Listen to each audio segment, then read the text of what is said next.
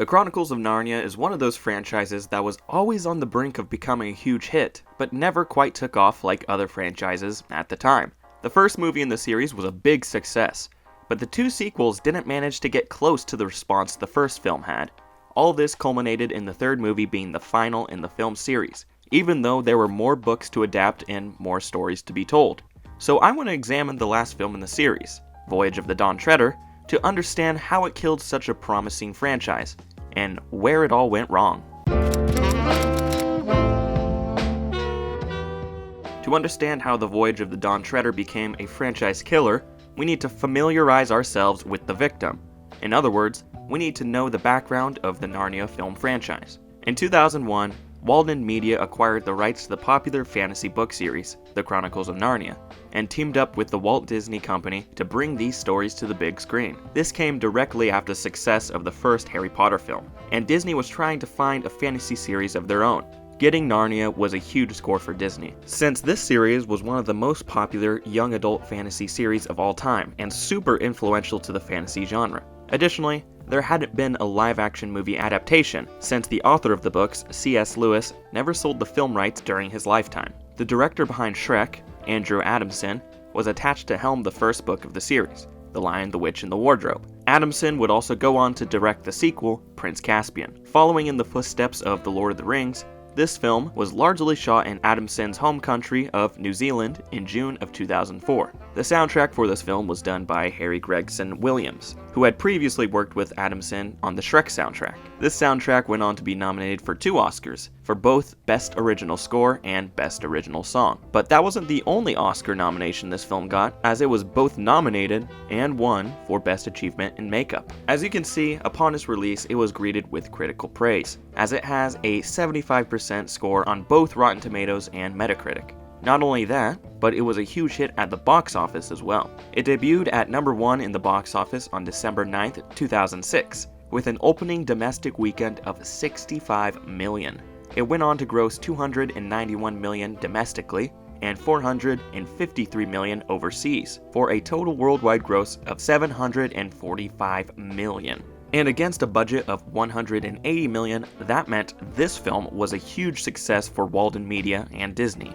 It was the third highest grossing movie of 2005, right behind Harry Potter and the Goblet of Fire and Star Wars: The Revenge of the Sith. But personally, I think the most important impact of this film was it inspired the Lazy Sunday rap by Lonely Island. So it seemed like Disney and Walden Media had their own big successful fantasy series, and work began right away on the next film. This time in between films is where we see some of the cracks form that trickled over to The Voyage of the Dawn Treader. Andrew Adamson decided to follow the publication order of the books rather than the chronological order. There are 2 books where the stories take place in the Narnia timeline before Prince Caspian, but they were published after Prince Caspian and featured different characters, so the choice was made to adapt Prince Caspian next, so that they could feature the same actors before they outgrew their parts. In addition to Andrew Adamson returning to write and direct the film, Harry Gregson Williams once again returned to deliver another stellar score. This film had a bit more of a darker tone compared to the first film, from the story to the production design to the cinematography. Take the medieval inspiration for example, which is felt heavily in this film.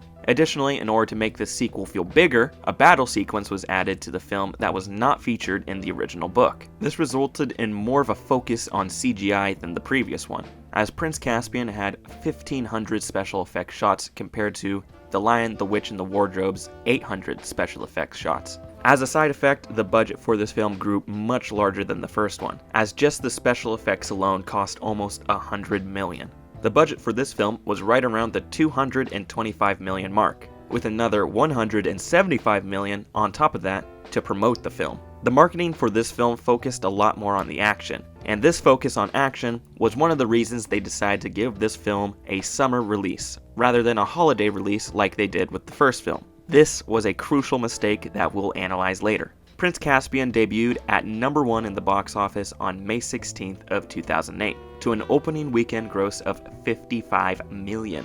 The film went on to make $141 million in the US and $278 million overseas, for a combined total gross of $419 million. This was way less than the first film's box office return of $745 million, and with a larger budget, that meant this film was not as big of a success. The film still did alright, as it was the 10th highest grossing film of 2008, but compared to the first one, it was quite a step down. Prince Caspian had around the same critical reception, though it was slightly less than the first film, with the scores in the 60s rather than the 70s. And although this movie didn't get any Oscar nominations or wins, it did score the Teen Choice Award for Best Action Film, which is arguably a more coveted prize. Although Shia LaBeouf did win for Best Action Star, so I guess you win some, you lose some.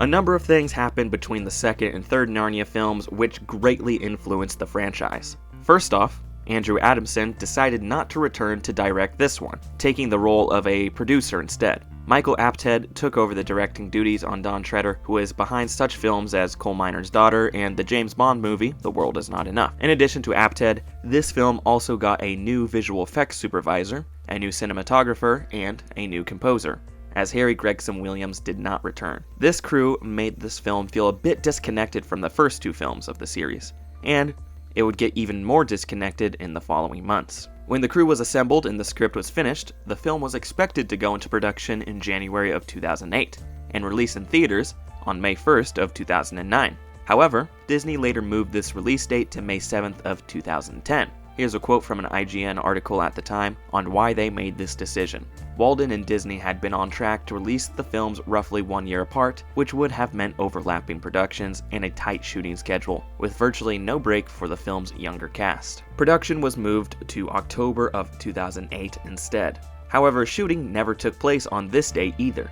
This is because there were disputes between Walden Media and Disney on the budget of the film. Walden Media wanted a $140 million budget, but Disney was pushing for a $100 million budget, since Disney was contractually obligated to also cover the cost of advertising on the Narnia movies. This would mean the budget for the third film would be less than half of Prince Caspian's, and $80 million less than the first film. Disney was pushing for this small budget for a number of reasons. Obviously, the previous film didn't score the same numbers at the box office, and overall interest in the franchise was waning in the general audience. Disney also feared that the budget would only grow during filming and post-production like it did with the Prince Caspian film. However, there were also rumors at the time that Disney wanted to let the franchise go, because it was Michael Eisner's legacy, who was the former Disney CEO before Bob Iger stepped up around 2005. But that's a whole can of worms we don't have time to explore.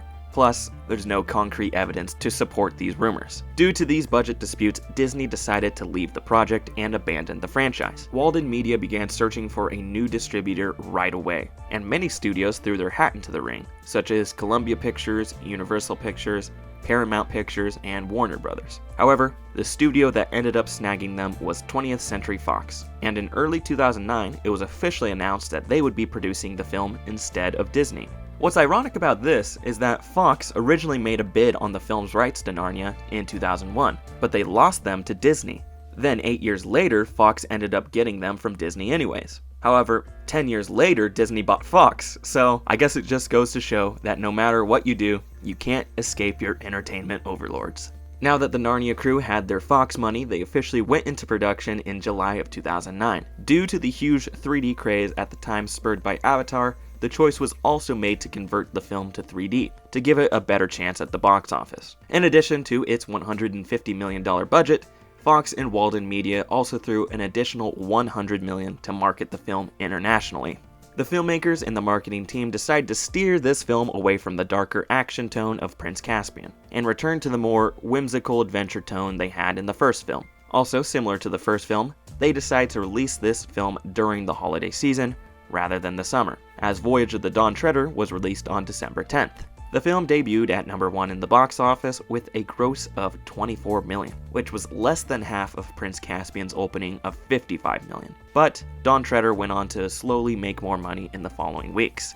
In the US, it made $104 million, and overseas it made $311 million, for a total worldwide gross of $415 million. Even though its opening looked really bad, it only made $4 million less than Prince Caspian, and it had a much smaller budget too. However, the reviews this time around weren't as kind. The first film scored in the 70s, the second one in the 60s, and now this one scored in the 50s, as Dawn Treader had a much more mixed response. Following the release of Dawn Treader, Walden Media and Fox did have plans to continue the series. Instead of moving on to the next book in the publication order, which would have been The Silver Chair, it was announced in early 2011 that the companies planned on adapting the 6th book instead, which was The Magician's Nephew. This book was a prequel to the series and takes place before the events of The Lion, the Witch, and the Wardrobe. When this film was announced, it was reported that C.S. Lewis's estate was in final negotiations to produce it, although a release date and a screenwriter were not confirmed yet. Just a couple months later, the head of Lewis's estate, Douglas Gresham,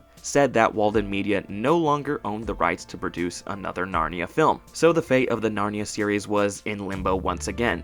This was until 2013, when the C.S. Lewis Company entered into an agreement with the Mark Gordon Company to develop and produce an adaptation of The Silver Chair. And a couple years later, it was confirmed that this film would be a reboot of the franchise, and that Captain America and Jumanji director Joe Johnston was going to direct it. But unfortunately, this version never made it out of development. 2 years later, the rights of the Narnia series were sold to Netflix, and an adaptation with Greta Gerwig at the helm has been in development ever since, with it reportedly going into production this year. But it's safe to say the Narnia franchise we saw on the big screen is dead and gone.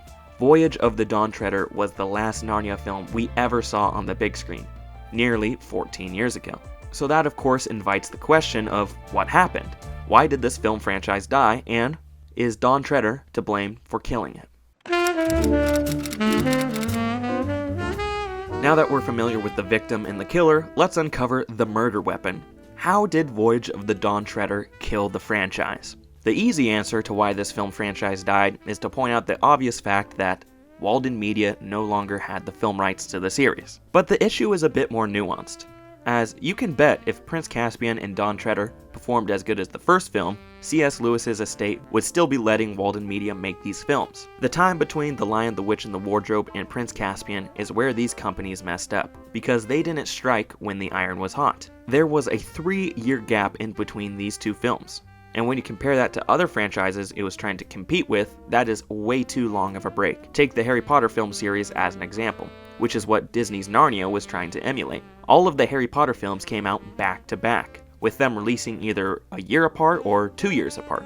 It's the same story with the Twilight series, where all the films came out within a year of each other. By using these release schedules, these film franchises never lost steam, and could easily build hype with each release and broaden its scope and fan base. That 3-year gap did not do the Narnia series any favors, and not releasing during the holiday season was yet another blunder. Disney made the decision to turn Prince Caspian into a summer action blockbuster, rather than a family holiday movie, and it was the wrong call. The movie was sandwiched right between the releases of Iron Man and Indiana Jones and the Kingdom of the Crystal Skull, which drastically cut into the film's profits. Disney was marketing Prince Caspian as an action film that would appeal to teenage boys, which happens to be the same target demographic these other films had. And these other films were they were a lot cooler. Ironically, at the time, those two films were not Disney properties, even though they would later be bought by the company. Yet another example that you can't escape our entertainment overlords. They're in your walls right now. Grab an axe and protect your family.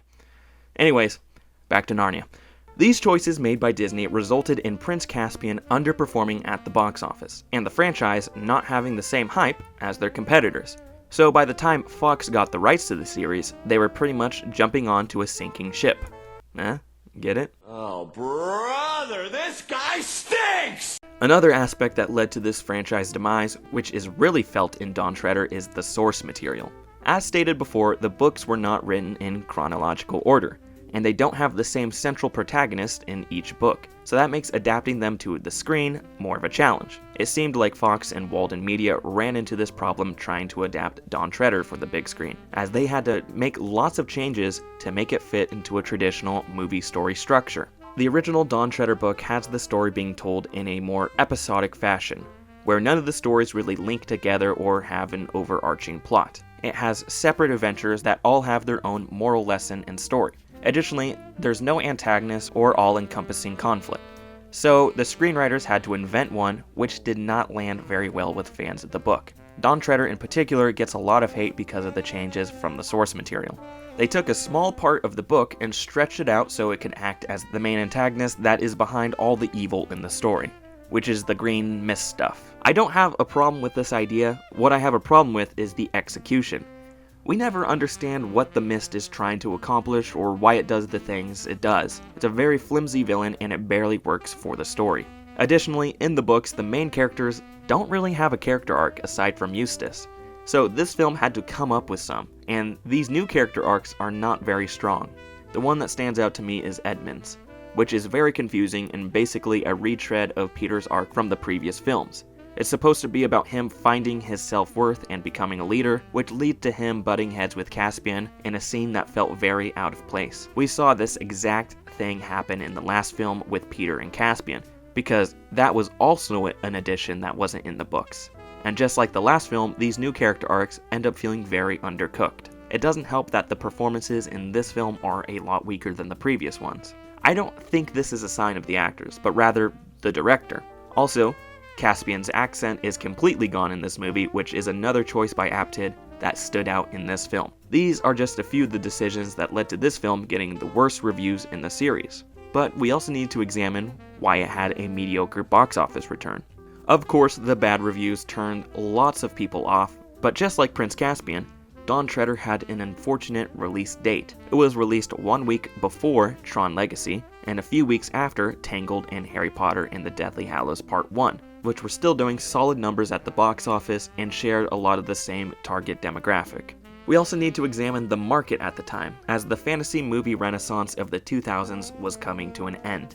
The Lord of the Rings was over, Harry Potter was wrapping up, and in the early 2010s, more fantasy movies were either underperforming or straight up bombing. Right at the turn of the decade, we saw the superhero genre really take center stage and begin dominating the market. Just 2 years after the release of Dawn Treader, the first Avengers film would be released that really opened up the door for these cinematic universes. Dawn Treader was simply released at a time where less and less people were going to watch fantasy movies. Fox and Walden Media were basically using Dawn Treader to course correct the franchise and get it back on track. But they fell into a lot of the same problems that were prevalent in Prince Caspian. From the forced character arcs to the addition of fight scenes that weren't in the books, they claimed they wanted to make another fantasy family film, like the first movie, but they just ended up making another action movie like the second one.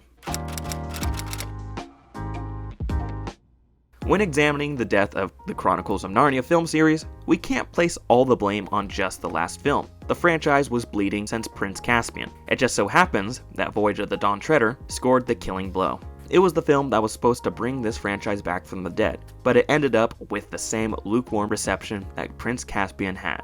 So that's why The Voyage of the Dawn Treader claims the place as a franchise killer. What are your thoughts on the Narnia series? Are you excited for the Netflix adaptation? I'd love to hear your thoughts in the comments below. This has been Tom from Isenhart Productions, and thank you so much for watching. I'll see you next week.